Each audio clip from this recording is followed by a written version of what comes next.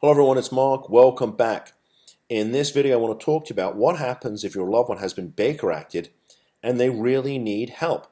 So we get calls every once in a while where someone has been Baker Acted and the family says, listen, my loved one really needs help. They needed to be Baker Acted, but now the facility's not talking to me and I don't know what to do.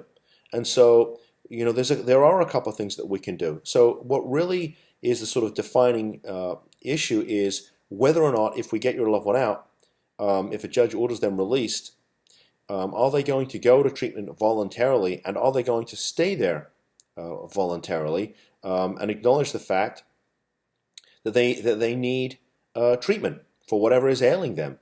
And so let's sort of just break it up here. If the person is willing to go to treatment, then we can petition the court for what's known as a bed-to-bed transfer. In other words, asking the court, saying to a judge, look, we recognize, Your Honor, that this person needs help, but the family, the parents, the spouse, the siblings, whatever it happens to be, they want to be the ones to make the decisions for their loved one.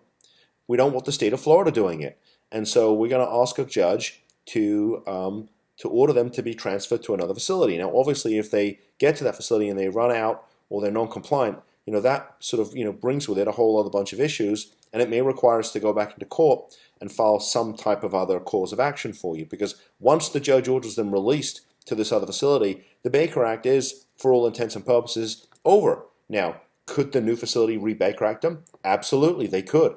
So obviously, if your loved one, suddenly meets criteria again, yeah, they could get Baker Acted again, which is, not what we want to do. I mean, if they need help, let's keep them there. Let's not get them released if they really need the help, because it's just a recipe for disaster. You'll be going from one Baker Act facility to another.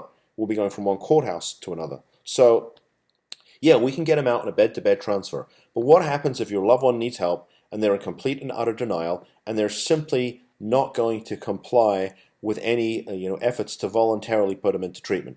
So, yeah, there's a couple of really great tools that we use here. So, the sort of half of our practice is getting people out of Baker Act facilities, but the other half is putting people into treatment who need help. And sometimes the people that have been Baker Acted do need help, right? No question about it. Not every Baker Act is, unlawful. Not everyone is violating the statute or the Constitution or any other stuff. Sometimes people genuinely need help. And so the two tools that we use here are the Marchman Act, which is a statute that allows you to put your loved one into a substance, like a drug treatment center, for periods of up to 90 days, and that can get extended. So when we use the Marchman Act, we typically use it for at least 3 months. A lot of the time we use it for up to 6 months. So those people can be held involuntarily, court-ordered into treatment under the Marchman Act, or we can file for guardianship.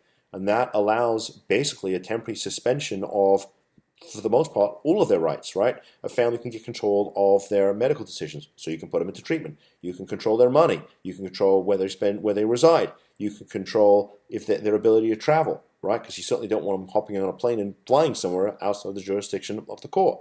You can even get access to a medical record. So there's a lot of things that can be done. But the key to this is to move fast, right? And I've said in probably most of my videos, time is of the essence when it comes to the Baker Act. Because if your loved one genuinely needs help and you don't step in to get them the help, guess what? At some point, at some time, the state of Florida is going to do it for you. Maybe they won't do it this time, but maybe they'll do it the next time or the time after that. But at some point, something's going to happen. Either the state of Florida will take care of them through the criminal system, because your loved one will do something really silly and get accused of a crime, okay? And sometimes that happens because that's the nature of substance use and mental illness. Or they'll get the state will take custody of them through the mental health system. In other words, through the Baker Act. And so after 72 hours, the facility is going to file for a court order. They'll be held pending that hearing. Then there'll be a hearing, and at that point, the judge will decide how much longer your loved one is going to be held and where they're going to be held. Are they going to be sent to a state mental institution for a period of up to 6 months? And so, yeah, I mean, we can help you, but you got to move relatively quickly here. Otherwise, your loved one's either going to get out, which doesn't help them, or they're going to get stuck, and that probably doesn't help them either. So with that said, it was a great question. Keep them coming. We're here to help you 24/7, and see you in the next video. Bye-bye.